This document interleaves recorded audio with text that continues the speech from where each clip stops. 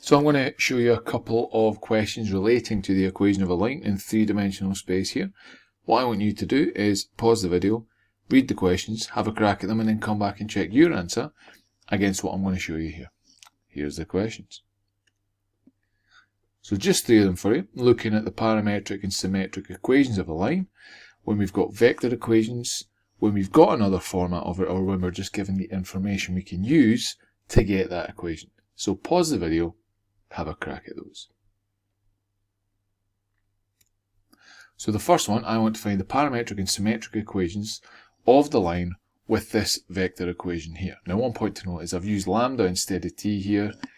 It's interchangeable. It's essentially just something to define the parameter which we're going to work with throughout the question. So I know the vector equation here is given by this, r. That's our x, our y, and our z, so defining the generic points along the line. What I can do is then write it as x, y, z equals, and we'll put it in component form as column vectors, 2, negative 3, 1, plus lambda times negative 1, negative 2, 1.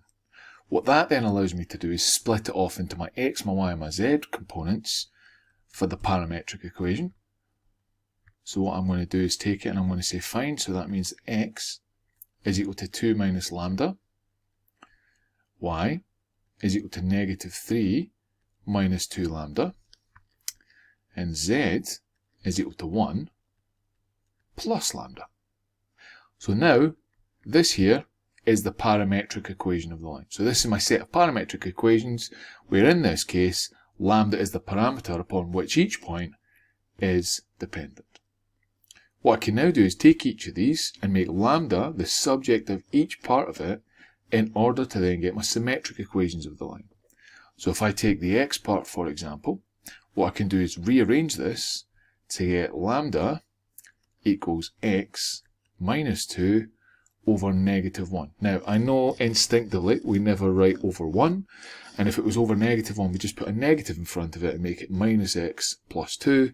However, when we're doing this, we do put the over 1 if it's there, and if it's a negative, keep the whole negative on the bottom. Now, the reason being, it's actually quite easy then to read off what the direction vector of our line is when we're putting it back into one of the other two formats. Because remember, the denominators represent that direction. Alright, so keep the ones, keep any negatives, stick it on the bottom. Don't try and simplify it like you would a normal fraction. If we then look at the y part, so again, do the exact same sort of thing. I get lambda equals y plus 3, take the 3 across, and then divide by the negative 2, over negative 2, and then look at my z. Oops, I say lambda is equal to z minus 1. Now it's just a 1 component here, so what I then do is put over 1. So that's what I was just talking about a second ago. So stick it all together to get my symmetric equations. What I'm able to say to you is x minus 2 over negative 1 equals y plus 3 over negative 2 equals z minus 1 over 1. Now quite commonly you'll see it just written like that. You may see it occasionally written as equal lambda or equals t, whatever the parameter is that they're using within the question. If you left this off, you wouldn't be wrong. Just bear in mind it may ask you for a set format. So it might ask you for this, it might not. Just make sure you read the question for it. Second question that I was asked. Find the parametric form of the equation with a line with symmetric equations, x plus 3 over 2 equals y minus 1 over 1 equals z minus 4 over negative 3. Now if you think back to the theory video, I have not put the parameter in this one, so I haven't put equals lambda or equals t in at this point. However, to get the parametric form, what I have to do is reintroduce this, take each part, separate it and make it equal to that parameter, and then rearrange it so that I make the x, the y, and the z the subjects of each formula. So let me imagine, I would say that that equals lambda. So lambda is going to be my parameter in this case. So I could therefore write down that lambda is equal to x plus 3 over 2. Lambda equals y minus 1 over 1, and lambda is equal to z minus 4 over negative 3. What I can then do is rearrange these, so make x the subject of the formula, y the subject of that formula, and z the subject of that formula, and then I can just write down my parametric form of the equation from there. So if I rearrange this and make x the subject of the formula, I get x equals negative 3 plus 2 lambda. If I rearrange this one, I get y equals 1 plus lambda. And this one here gives me z equals 4 minus 3 lambda. So the parametric form for this one, if I rewrite them out, gives me x equals negative 3 plus 2 lambda, y equals 1 plus lambda, and z equals 4 minus 3 lambda. So there you go, that's the parametric form there. Now one point to note is I've gone through that working and changed it and made the subjects of the formula my x, my y, and my z. I could have just done it by inspection. If you look, the coefficients of lambda here are equal to the denominator here. Now remember, that denominator indicates the direction vector of my line. And if you look at this first vector here, this is the equivalent of the point that we're choosing up on the line. And if you look, that is given to you by the second parts here on the numerator, because remember, it's x minus x1, y minus y1, and z minus z1. The x1, y1, z1, they're all associated with the point up on the line. The only thing to make sure you remember with that is it's negative of it. So I've got plus 3 here, which means it's a minus 3 at this bit. I've got minus 1, which means it's a 1. I've got minus 4, which means it's a 4. So if you went through the working and did exactly as I did there, great, well done, you get the answer. If you just did it by inspection, great, you get the answer. The only thing to remember is watch those signs when you're doing it. That could be where a lot of people trip up. But if you can get to that point, great, bash on, go for it. Nobody's going to stop you. The final question was, give the parametric and symmetric equations for the line through these 2 points.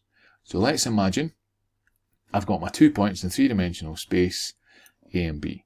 Now remember, in order to get the equation of this line, what I need is I need my direction and I need a point. So what we'll do is, let's imagine we choose A as my point on the line. What I'm going to do is I then want the direction from A to B. What that will give me is my vector u, the direction we want. So in this case, my direction vector is going to be given by A to B, which is going to be given by the position vector of B minus the position vector of A. So if my A, I'm going to make that the 3, negative 1, 6, and I'm going to make B my point 0, negative 3, negative 1. I can write my position vectors for those as A equals 3, minus 1, 6, and B is 0, negative 3, negative 1. So what I can then do is take the two of these and calculate this. So that's then going to give me 0, minus 3, minus 1, take away 3, minus 1, 6. So my direction vector is going to be given by negative 3, negative 2, negative 7. So there you go. Now, all I need now is a point upon the line, and I can use that to then get the equation.